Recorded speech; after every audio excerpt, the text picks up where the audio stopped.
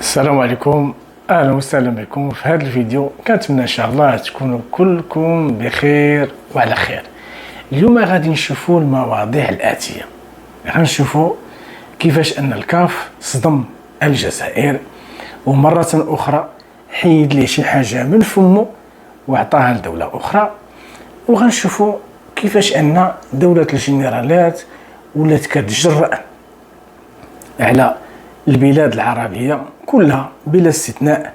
آخر مرة الإمارات العربية المتحدة ودابا السعودية، وكاينة ريحة ديال الحسد والغيرة من العلاقات المغربية السعودية. زيد عليها غنشوفوا الصدمة اللي تلقاها وزير الخارجية الجزائري أحمد عطاف من وزير الخارجية الأمريكية بلينكن، اللي قال له وليدي أنا آسف نعطيك واحد الخبر، راه ما بقاش عندكم الريادة في شمال إفريقيا في الغاز الطبيعي، بل الريادة والقيادة والزعامة في الغاز الطبيعي ولات عند المغرب. أهلا بكم. كالعادة ما تنسوش عفاكم تدعموا هذه القناة بالإعجاب والتعليق والبارتاج. لو نبداو بالكاف. الكاف الاتحاد الإفريقي لكرة القدم. الجزائر كان المفروض هذا الشهر هذا شهر 8 2023 تنظم بطولة رياضية ديال النساء كرة القدم النسوية ديال شمال افريقيا. هذا المفروض المعرفة من طبيعة الحال والتنظيم والموافقة والدعم ديال الفيفا والاتحاد الافريقي. فهذه تظاهرة رياضية إفريقية أكثر منها شمال إفريقيا. المفروض اتفقوا أن الجزائر هي اللي يكون عندها شرف تنظيم هذه المظاهرة كرة القدم النسوية ديال دول شمال إفريقيا. الكاف داروا واحد زيارة مفاجئة لدولة الجنرالات. داروا زيارة مفاجئة، ما قالوش لهم راه حنا جايين، قالوا لهم صافي نزلوا المطار ديال وهران. ما قالوش لهم راه حنا جايين، نزلوا المطار ديال وهران.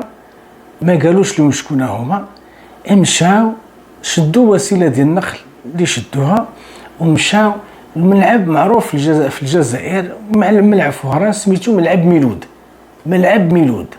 ومن بعد هما يقدموا عطاو وقالوا شكون هما، اتصلوا بوزاره الرياضه حلوا لنا البيبان شوفوا ملعب ميلود. دخلوا الملعب ميلود هما يتصدموا، اشنو طرا؟ ما لقاوش العشب، الغازون ما لقاوش شيء. المفروض الكاف قالت لهم هذا الملعب خص يدار فيه العشب الطبيعي، يعني الغازون، ما ديرش داك العشب الصناعي، العشب الطبيعي. لقاو العشب ما كاين شيء، كاين غير التراب، كاين غير الحمري، كاين غير ديك التربه، ديك التربه الحمراء، ما كاينش العشب. وقالوا لهم وكانوا مستعدين يساعدوهم، قالوا لهم واش عندكم شي حل، واش كاين شي ملعب اخر جاهز نمشيو ليه؟ قالوا ليه هادشي اللي عطا الله، ما عندنا حتى شي حاجه. ايوا قالوا لهم حتى حنا راه غادي نحيدوا لكم هاد المباراه، شرف تنظيم هاد البطوله غنحيدها لكم. قالوا لهم اشنو؟ حتى هما قالوا لهم حتى حنا هادشي اللي عطا الله. فشنو دارت الكاف؟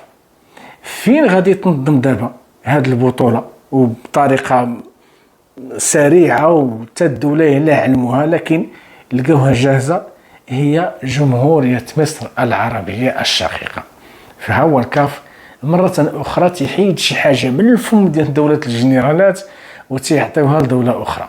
لكن هناك وقفه، واش ماشي عيب الدوله اللي الرئيس ديالها تيقول لنا انه قوه ضاربه في القاره الافريقيه، واللي الرئيس ديالها يلاه كذب وقال لك عندنا في راس مالنا الناتج القومي الخام 225 مليار دولار، رغم ان صندوق الدعم الدولي والبنك الدولي قال لهم راه عندكم غير واحد 160 مليار دولار. هو قال لك لا، 225 مليار دولار، اكبر كذبه في وجه الارض. عندك هاد الفلوس كاملين وما قديت دير حتى ملعب تزرع فيه الغازون الطبيعي، العشب الطبيعي. وهذه في الحقيقه ام الفضائح. النهائيات ديال هاد البطوله غادا تكون في كوت ديفوار، ساحل العاج، شهر 11 ديال هاد العام هذا. وساحل العاج في نفس الوقت غينظم البطوله ديال كاس افريقيا للامم رجال هاد المره هذه في شهر يناير جونفي 2024. هذا ما معناه ان كوت ديفوار ساحل العاج مستعده وعندها بنيه تحتيه رياضيه اكثر من القوه الضاربه، واهم دوله في افريقيا، واغنى واعظم واكبر واذكى واقوى دوله في القاره الافريقيه. كوت ديفوار حسن منها. مصر بطبيعه الحال فايتها بمراحل. وبالمناسبه هذه دابا راه المره الثانيه تحت المسؤوليه ديال تبون، اللي الكاف كتحيد الجزائر تظاهره رياضيه وكتعطيها لدوله اخرى. راه شحال مره كنذكر ان تبون باش كان وزير الاسكان الكاف كان عاطي الجزائر تنظم واحد المقابله. تبون كان وزير الاسكان، كان هو اللي غادي يبني واحد الملعب، صدق ما بناش، ما عرفت فين مشاو الفلوس ديالها، الفلوس ديال الملعب. وشنو دار الكاف؟ حيدات هذه التظاهره الرياضيه وعطاتها لدوله اخرى. دابا هي المره الثانيه. المره الاولى طرات لتبون في عهد تبون، كان ديك الساعه الوزير المسؤول المباشر على البني رقم 1، ودابا هو رئيس الدوله اللي قال لك الجزائر رجعت والدور ديالها القاري والاقليمي. ومن طبيعه الحال حتى حاجه ما كاينه. سبحان الله العظيم، دوله الجنرالات ما كتنجح في حتى شي مشروع. اي حاجه حطات فيها يديها تتحول الى رماد. تظاهره نشاط بسيط وهو الشرف في الحقيقه وفشل فيه. وهو هذا الشرف هذا غادي يمشي لجمهوريه مصر العربيه. من طبيعه الحال كنباركوا وكنقولوا بالتوفيق ان شاء الله، ونتمنوا النجاح لمصر في تنظيم هذه المظاهره، هذه التظاهره الرياضيه. فهاد البلاد اللي ديما كدير الفضائح مع الكاف، مع اوروبا، مع اسبانيا، مع الجوار ديالها، تفضحات حتى مع امريكا. اخواني اخواتي، أنتوني بلينكن وزير الخارجية الامريكي يلا سال اللقاءات ديالو والجلسات ديالو باش استدعى وزير الخارجية الجزائري احمد عطاف. راه غيكون واقيلا شد الطياره اليوم مشى بحالته واستجوبوا وسولوا بلينكن على، راه قلتها في المباشر الاخر، على شنو دار مع الصين، على العلاقات ديالو مع روسيا، شنو مخبي، شنو كيخططوا. ولكن أنتوني بلينكن صدم أحمد عطاف أيما صدفة، أيما صدمة.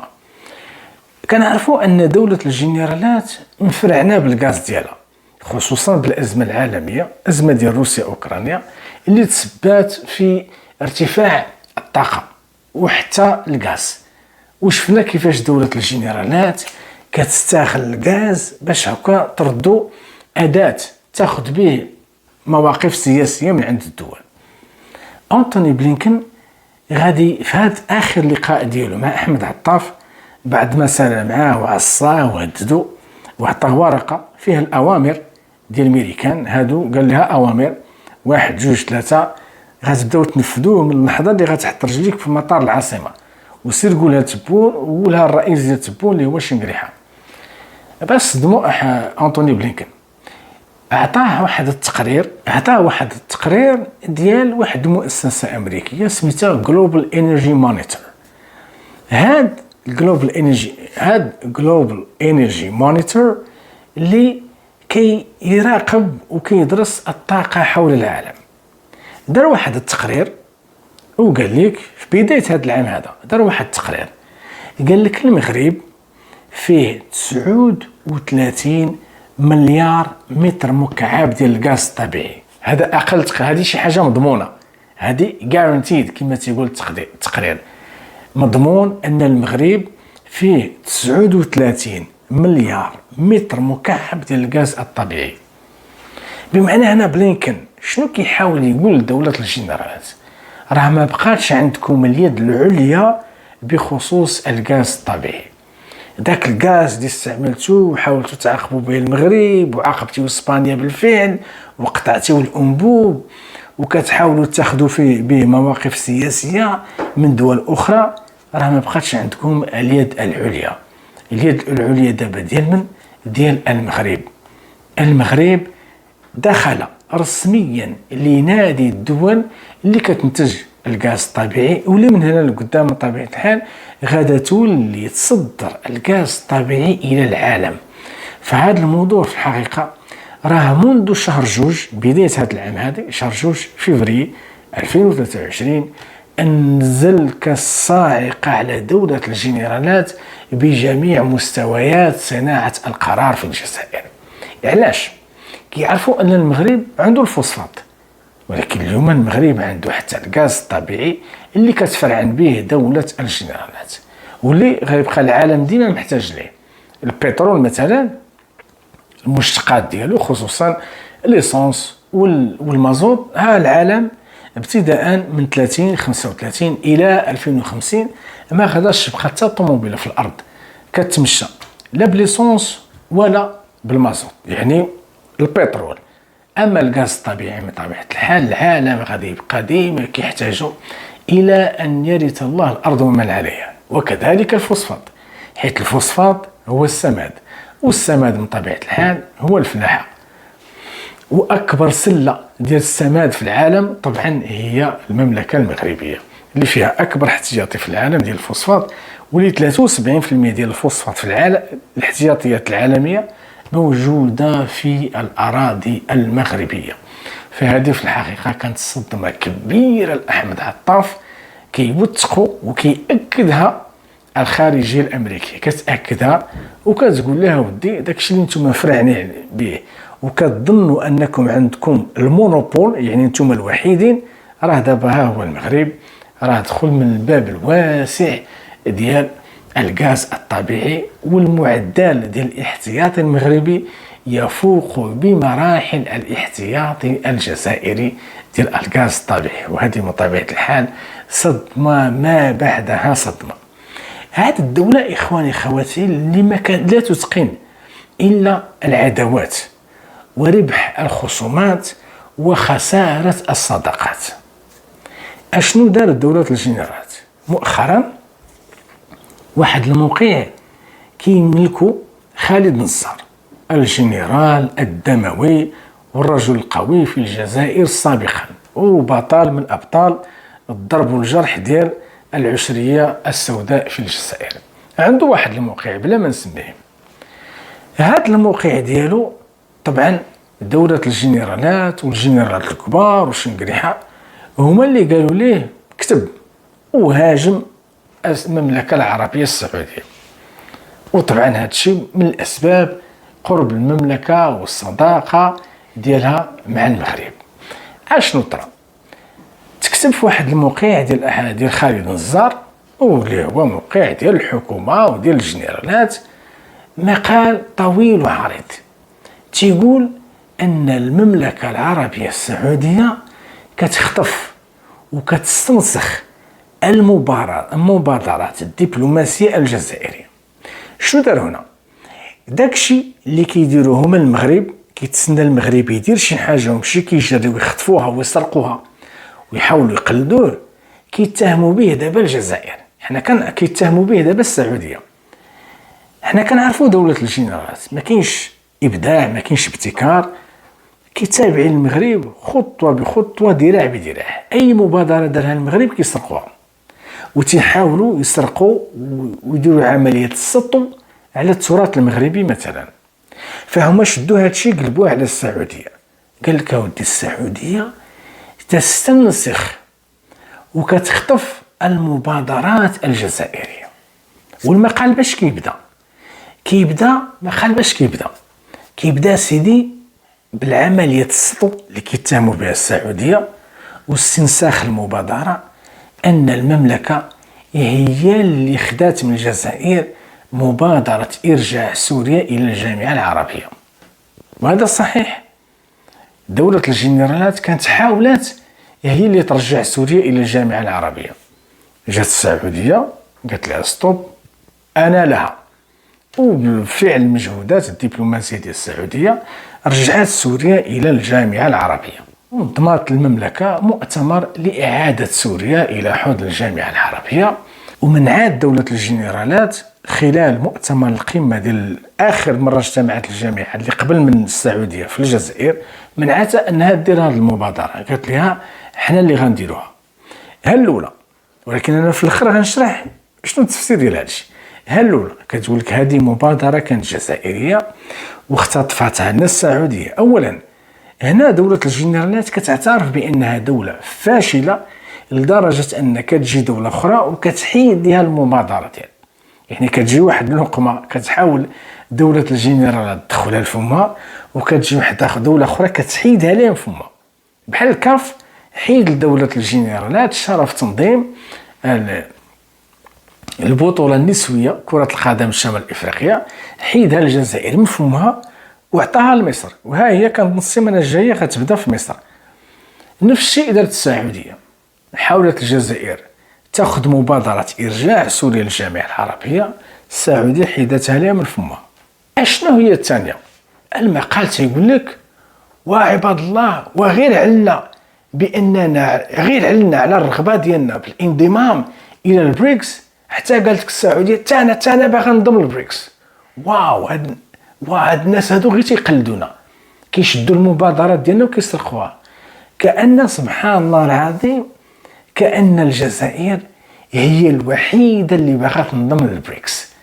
فكتشوف دول، لائحة طويلة ديال الدول اللي باغا تنضم للبريكس، فيها المغرب، فيها الأرجنتين، فيها مصر، فيها السعودية، فيها الإمارات، فيها ماليزيا، فيها دول كثيرة، فيها إيران.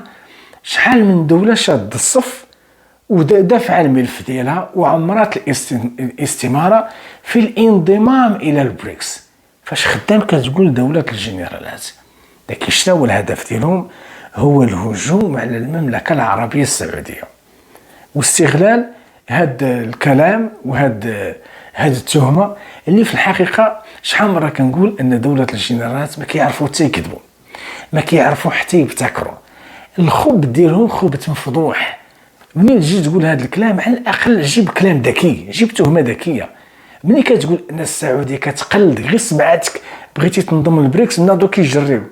ايوا راه البريكس راه شحال دابا، شوف شحال من دولة، تقريبا 30 دولة باغا تنضم للبريكس. الحماق، هذا الحماق. اشنو هي التهمة الثالثة؟ أن السعودية دارت استنساخ واختفت مبادرة، هي الوساطة في الأزمة الأوكرانية. الوساطة بين روسيا وأوكرانيا باش هكا يديروا مبادرة سلام وتخرج روسيا من أوكرانيا.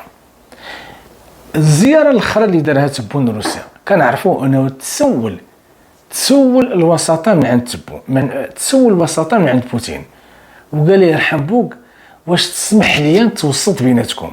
بوتين ما عطاه حتى شي جواب، لكن بوتين لمن سمح ووافق وتحمس للوساطة لمن ديال المملكة العربية السعودية ديال محمد بن سلمان، وراه دارت لقاء في جدة وحضرته أكثر من 40 دولة.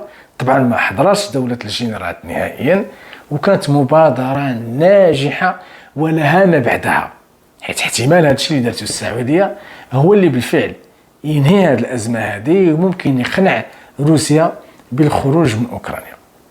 لكن خلينا نفهموا هذه الأمورات هذه.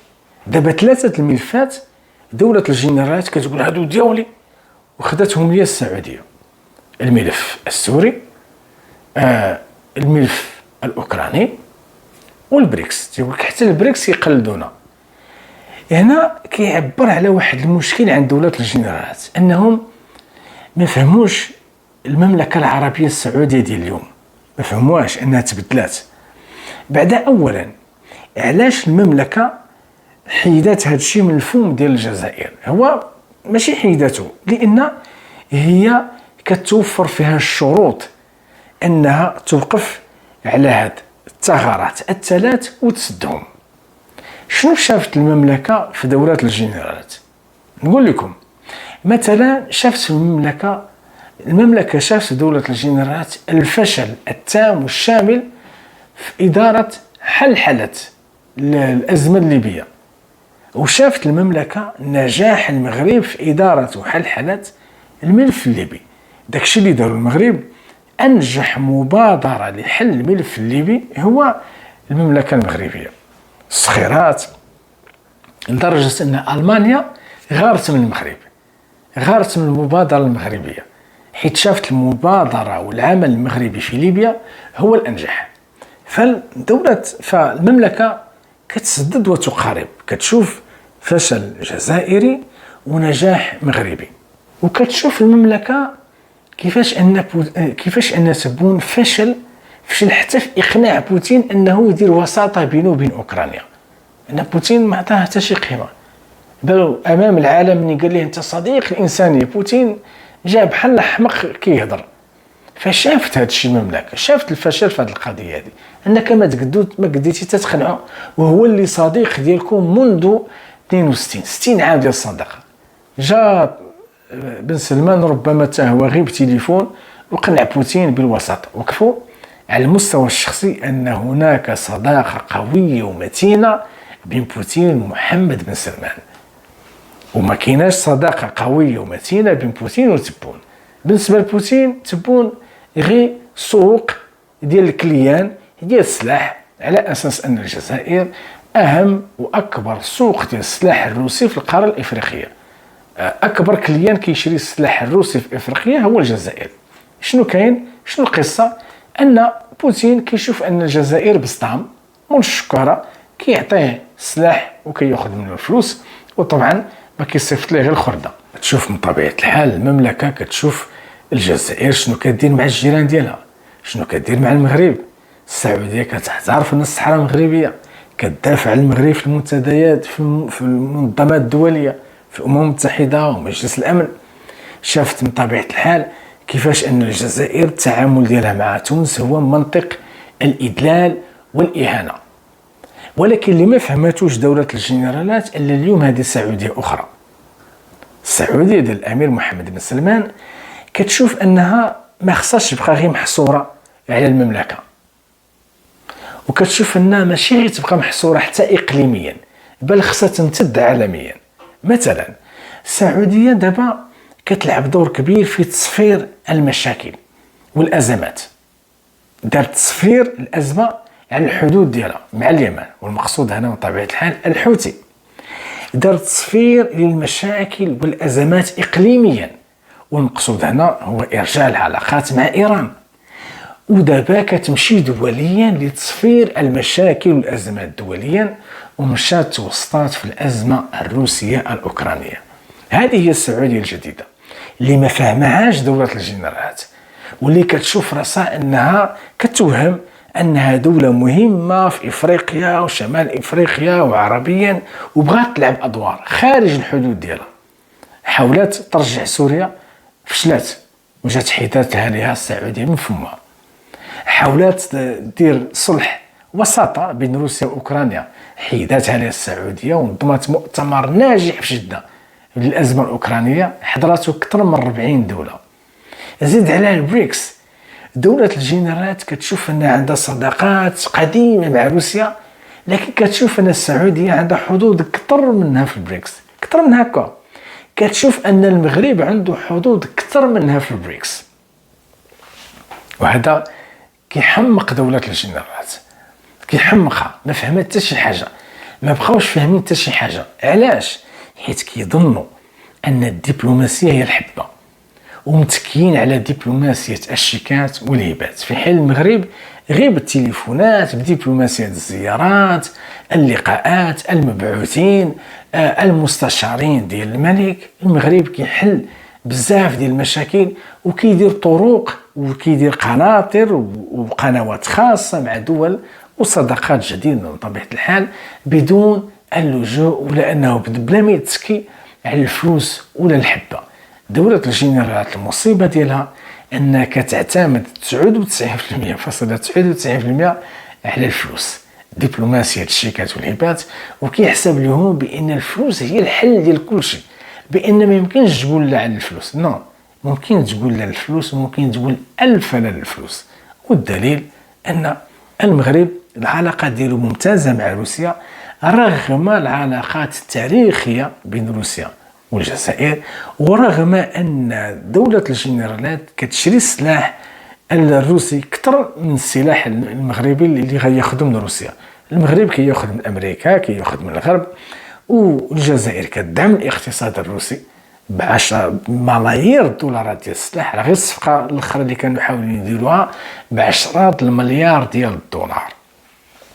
المغرب ما كيحتاج الفلوس، لكن المملكه بدات كتحاول تلعب الدور ديالها، وكتشوف انها كانت مكافئه على الذات ديالها. كانوا مثلا الملوك ديال السعوديه، مثلا الملك فهد كان مهتم دائما بتوسعه الحرمين، كيدير الخير بطبيعه الحال في العالم، جامعه الاخوين. الملك سلمان كذلك، الا ما محمد بن سلمان شي حاجه اخرى، كيشوف بانه خصو يلعب في الساحه الدوليه، وخص المملكه تكون عندها موطئ قدم في الساحه الدوليه. وزيد عليها المملكه راه ماشي بالنسبه للنفوذ ديالها والنفوذ ديالها خصوصا في العالم العربي ماشي شي حاجه جديده، وسوريا ماشي شي حاجه جديده على المملكه. سوريا ماشي شي حاجه جديده على المملكه. الى دابا محمد بن سلمان هو اللي رجع سوريا للجامعه العربيه ودار مؤتمر خاص من اجل ارجاع سوريا الى الجامعه العربيه، سوريا بالنسبه للسعوديه ماشي شي حاجه غريبه. لا ننسى ان في زمن الملك فهد الله يرحمه راه كانت شي حاجه سميتها اتفاق الطائف، اللي انهى الحرب الاهليه ودخل الجيش السوري الى لبنان بموافقه المملكه العربيه السعوديه، باش هكا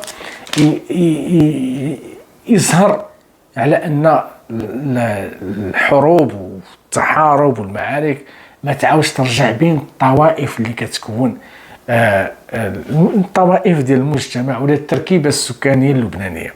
السعوديه بطبيعه الحال كان عندها الباع الطويل في هذا الملف، كما هي اليوم اللي كان عندها الشرف ارجاع سوريا الى الجامعه العربيه. وبطبيعه الحال كالعاده وكوم دابيتود رجعت الجزائر بخفي حنين وسواد الوجه. في الحقيقه مبروك المملكه هذه الانجازات، ومبروك المملكه يكون عندها الشرف هي اللي تصالح وتنهي الازمه الروسيه الاوكرانيه. ولا عزاء لدوله الجنرالات، ولا نقولوا والعزاء في الشيراتون. اخواني خواتي، كنشكركم جزيل الشكر على المتابعه. الى الفيديو القادم ان شاء الله، والسلام عليكم.